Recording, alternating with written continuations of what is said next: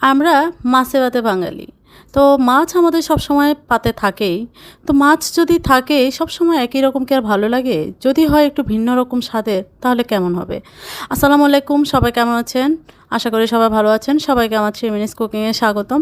তো আজকে সেরকমই একটা রেসিপি দেখাবো। তো সবাই দেখতে থাকেন কেমন একটা রেসিপি। ১ম এ আমি একটা বড় মাছটাকে আমি যেকোনো মাছ কাটা ছাড়িয়ে এরকম ছোট, ছোট করে কেটে নিবেন।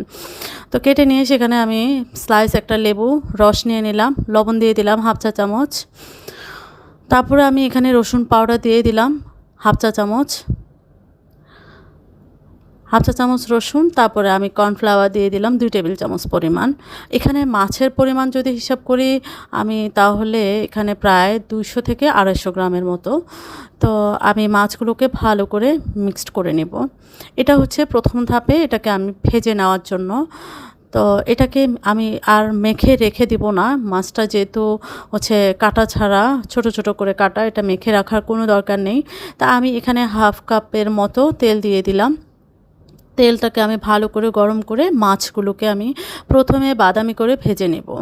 তো এই মাছ যেহেতু উইদাউট মশলা, সেহেতু খুব একটা কালার হবে না। আপনি ডিপ ফ্রাই করলেও দেখা যায় যে শ্যালো ফ্রাইয়ের মতো মনে হয়, শ্যালো ফ্রাই। কিন্তু ওই ফ্রাইয়ের দরকার নাই, মোটামুটি মানে বাদামি কালার হয়ে গেলে হচ্ছে মাছটা ফ্রাই হয়ে যায়। তো আমি এক পিঠ হয়ে গেছে, আমি এখন উল্টে পাল্টে নিব। তো এইভাবে করে হচ্ছে এক পিঠ আমি 5 থেকে 6 মিনিট করে রেখে উল্টে পাল্টে নিব। এই সময় চুলার আঁচটা আমি মাঝারি থেকে একটু হাইয়ে রাখবো। তো আমার এইরকম একটা কালার এসছে। তা আমি এই পর্যায়ে মাছটাকে আমি উঠিয়ে নেব। আমার মাছ রেডি। আমার রেসিপির জন্য মাছটা ভাজা রেডি হয়ে গেছে। তা আমি এখন মাছটা তুলে নেব পুরোপুরি। মাছের কালারটা কত সুন্দর এসছে দেখেন, এটা হচ্ছে প্রায় 80% হয়ে গেছে। এরপরে আমি বাকি তেলে আর কোনো তেল দিব না। এখানে আমি আদা বাটা দিয়ে দিলাম 1 চা চামচের একটু কম, আর রসুন দিয়ে দিব আমি এখানে 1 চা চামচ পরিমাণ। এটা হচ্ছে বাটা মশলাটা, এটাকে একটু ভেজে নিব। একটু ভেজে নিয়ে আমি এখানে টমেটো কেচাপ দিয়ে দিলাম 1 কাপের মতো। টমেটো কেচাপ দিয়ে দিলাম। এরপরে আমি মেইন যে জিনিসটা, এটা হচ্ছে পেরি পেরি সস, নান্দোসের পেরি পেরি সসটা আমি হচ্ছে এখানে দিয়ে দিলাম। তো এখানে প্রায় আমি 2 টেবিল চামচ পরিমাণ দিয়ে দিয়েছি, আর সয়া সস আমি 1 চা চামচ পরিমাণ দিয়ে দিয়েছি। যদিও আমার এটা শেষ পর্যায়ে ছিল 1 চা চামচ পরিমাণের মতো, তা আমি এটা দিয়ে দিয়েছি। এই হচ্ছে আমার মেইন উপকরণ। এটাকে আমি যখন অর্ধেক পরিমাণ কমে আসবে তখন আমি মাছটাকে দিয়ে দিব। এখন আমি মাছটাকে দিয়ে দিলাম। দিয়ে হচ্ছে এটাকে আমি ভালো করে সসগুলোর মধ্যে হচ্ছে মেখে ভালো করে মিক্সড করে নিব আর কি, মানে হচ্ছে গ্রেভিগুলোর মধ্যে ভালো করে মিক্সড হয়ে গেলে মোটামুটি হয়ে যাবে।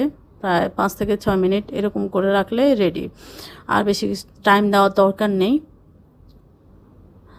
দেখেন আমার কালারটা কত সুন্দর এসছে। এরপরে আমি লাল কাঁচামরিচ, যেটাকে মানে কাঁচামরিচ পেকে যখন লাল হয়, পাকা কাঁচামরিচ, ওটা শুকনা না ঠিক। তো ওই পাকা মরিচটাকে আমি স্লাইস করে কেটে কোনা কোনা করে কেটে আমি দিয়ে দিলাম। এটার একটা এক্সট্রা একটা টেস্ট আসে। তা আমি লাস্টে একটু দেখতে ভালো লাগার জন্য আমি কিছুটা সাদা তিল দিয়ে দিলাম।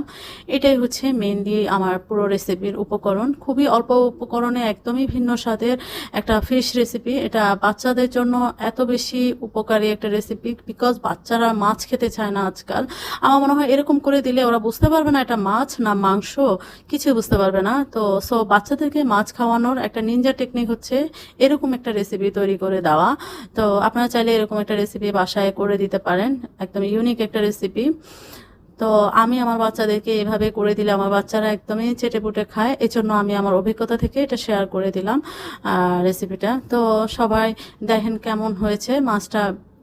যদি সবার ভালো লাগে রেসিপিটা, তাহলে একটা লাইক কমেন্ট শেয়ার করে দেবেন। আল্লাহ হাফেজ।